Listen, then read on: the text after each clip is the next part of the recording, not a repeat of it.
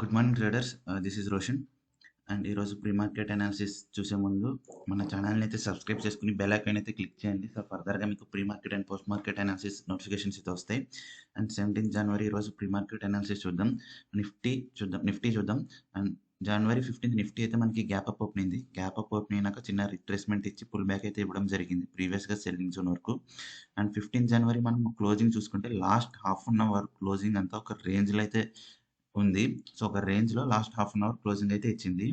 So మనకి ప్రీవియస్గా 16th January చూడండి, 16th జనవరి ఆల్మోస్ట్ ఈ రేంజ్ బ్రేక్అవుట్ చేయడానికి 10:45 to 11:45 ట్రై చేసింది. కాకపోతే బయర్స్ లేకపోవడంతో, స్ట్రాంగ్ బయర్స్ లేకపోవడంతో మనకి సెల్లింగ్ అయితే ప్రీవియస్గా బయింగ్ జోన్ వరకు అంటే సపోర్ట్ జోన్ వరకు సెల్లింగ్ అయితే వచ్చింది.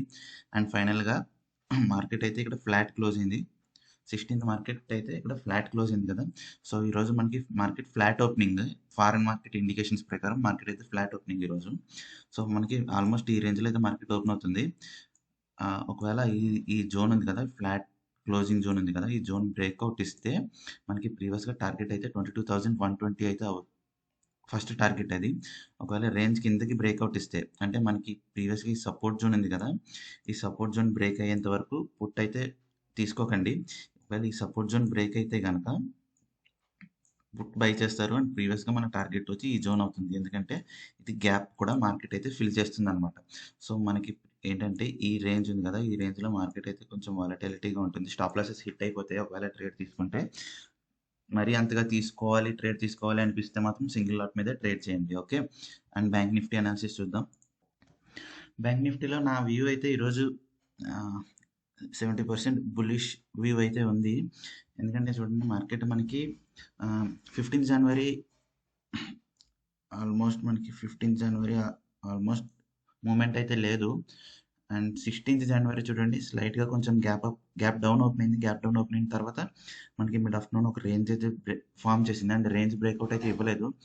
సో మనకి పైకి అయితే రేంజ్ బ్రేక్అవుట్ ఇవ్వలేదు. సో డౌన్ లెవెల్లో రేంజ్ బ్రేక్అవుట్ ఇచ్చి ఈ స్వింగ్ కింద మార్కెట్ అయితే రిట్రేస్ తర్వాత మనకి ప్రీవియస్గా బయింగ్ జోన్ వరకు రావడం అయితే జరిగింది. ఓకే. ఈ స్వింగ్ ఎప్పుడైతే బ్రేక్ చేసిందో మార్కెట్ మనకి బయింగ్ జోన్ వరకు రావడం అయితే జరిగింది, రైట్. అండ్ క్లోజింగ్ మనకి ఫ్లాట్ క్లోజింగ్ అయితే ఇచ్చింది. 16th జనవరి ఫ్లాట్ క్లోజింగ్ ఇచ్చింది. సో ఈరోజు నా వ్యూ అంతా ఒక 70% ప్రాబబిలిటీ అయితే బుల్ సైడ్ ఉంది కాబట్టి, అంటే అప్ ట్రెండ్ ఉంది. సో ఈ రేంజ్ బ్రేక్అవుట్ ఇస్తే మార్కెట్ అయితే మళ్ళీ 42,800 to 43,000 అంటే ఈ రేంజ్ వరకు వచ్చే ఛాన్స్ ఉంది. ఒకవేళ ఈ రేంజ్ కింద కనుక బ్రేక్అవుట్ ఇస్తే ట్రేడ్ చేయకండి, ఎందుకంటే ఇక్కడ ఫుల్ సపోర్ట్ అయితే ఉంది. రెడ్ లైన్ ఉంది కదా, 48,000 అయితే స్ట్రాంగ్ సపోర్ట్ జోన్ అయితే. ఈ రోజు మార్కెట్లో మనకి 48,000 అనేది చాలా క్రూషియల్ లెవెల్. 48,000 బ్రేక్ చేస్తే కనుక మీరు పుట్ అయితే బై చేయొచ్చు. అండ్ ప్రీవియస్గా ఈ జోన్ వరకు అయితే టార్గెట్ ఉంటుంది, రైట్.